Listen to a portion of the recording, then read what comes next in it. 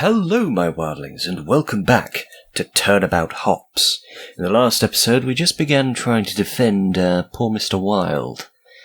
And in this episode, we're about to begin our cross-examination of this... What was her name? I've forgotten her name. Agent Skye. It's been a little while since I've recorded, unfortunately. But anyway, let's see what she has to say. The culprit attended the reunion alongside his girlfriend, Judith Hobbs. As she departed to assist the victim, he slipped away from the crowd. During this time, he was spotted by an observant Otto Hobbs. With his other half distracted, he snatched her weapon away. He has a shady past. The ability to pick a pocket is to be expected. As an officer himself, he also has experience with firearms. In a combination of these skills, he shot the victim and left the gun as evidence. This led us to wrongly suspect Miss Hobbs until his guilt was proven instead. She's left out a rather important detail, but why would she not mention it at all? I suppose all we can do is point it out and see what she says. Yeah. I'm just going to keep pressing for a bit and see what else we pick up. I'm pretty sure they're talking about the sugar that was found on the gun. Where is it? The gun belongs to Officer Hobbs, was fired once, is covered in sugar. Okay, well, we'll get to that. And, is there something wrong with that? Oh, hardly, but that's beside the point. Listen well, Mr. Justice. As she departed to assist the victim, he slipped away from the crowd. If I recall, several people split off from the main group. What makes this so different? Judith Hobbs and Gideon Gray were unloading food from his van. Janet Hobbs is part of the neighborhood watch, and in doing her job, she witnessed the scene. They all had a reason for being where they were. All but Nicholas Wilde. There was little reason for him to sneak away as he did. Oh, I see. Well, perhaps you should add that to your testimony. Continue, witness. He had little reason to slip away from the crowd except to enact his scheme. Now, I know that's not true, and I'll come back to that later, but I still want to press more. Is that really true, Agent Skye? Oh, everyone else has an alibi, and you proved Miss Hobbs' innocence. So unless it was the ghost of Doug Ramses, I highly doubt anyone else could have been the shooter. Oh, Doug. Really does suck that he died like that. And such poor timing with that joke as well. But now I am craving lamb, so thank you for that, Skye. I appreciate it. It may have succeeded if you had not revealed a crucial witness to us. Oh, during this, he was spotted by an observant Otto Hobbs. While it is true that Otto Hobbs saw somebody, there is still a problem. After all, Otto Hobbs never identified the person he saw. I am afraid not, Airforehead. The court should note that while the defendant has not admitted to the attempted murder, he did admit to being the one Otto Hobbs saw during police questioning.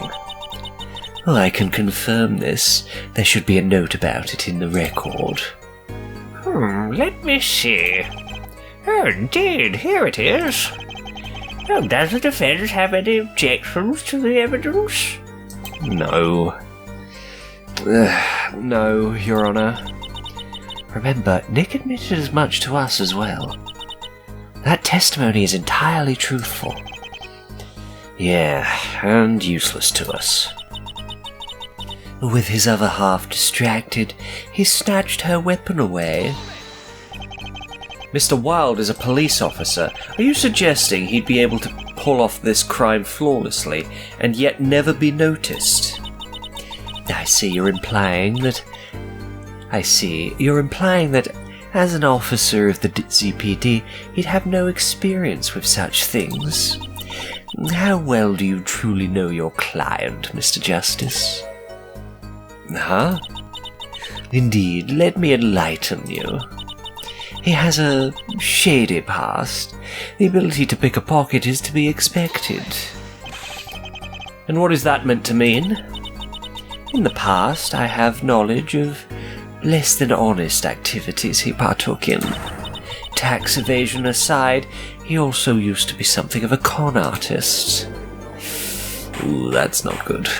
It's not good to hear. Order! I will have order! But yes, it does sound like the defendant has experience in criminal matters, beyond just solving them. Great. Maybe I should have said something sooner. You think? Picking a pocket was surely trivial to the culprit, which led the plan on forwards. As an officer himself, he also has experience with firearms.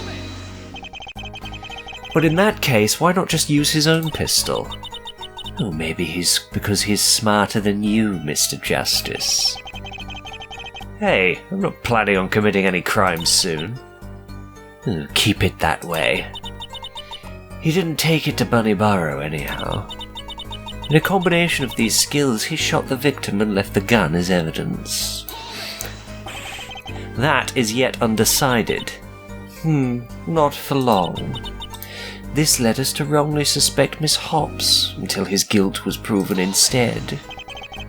And it looks like you've repeated your mistake, something the defense shall prove soon. She's left out a rather important detail, blah blah blah, yep. His reunion. He had little reason to slip away from the crowd except to enact his scheme. Actually, he did have another reason. He had some practice to be doing. You have some explaining to do, Agent Skye. Mr. Justice? What exactly does she need to explain? Why, she failed to mention a crucial fact, of course. Oh, that's a plan, isn't it? Such a smug face, too. And what fact might that be? As I said, a crucial one. Mr. Wilde was planning proposing to his girlfriend this very ring. He was what? Mr. Justice, this court requires an explanation. It's quite simple, Your Honor. Before leaving for the reunion, my client had purchased this ring in Zootopia. He brought it with him, his intention being to propose at the party. Remember, they have been in a relationship for a long time, and I can explain his wandering off too. Simply put, my client was nervous. He took the ring, getting away from prying eyes, and practiced the proposal beforehand. He admitted as much during his interrogation, and yet it was conveniently left out of the testimony. Is that what you think? Seems pretty obvious to me. And moreover, if he was planning on proposing, why would he try and frame her? Oh yes, I do believe the defense has an excellent point. To do such a thing simply would not make any sense. This is a crucial new fact.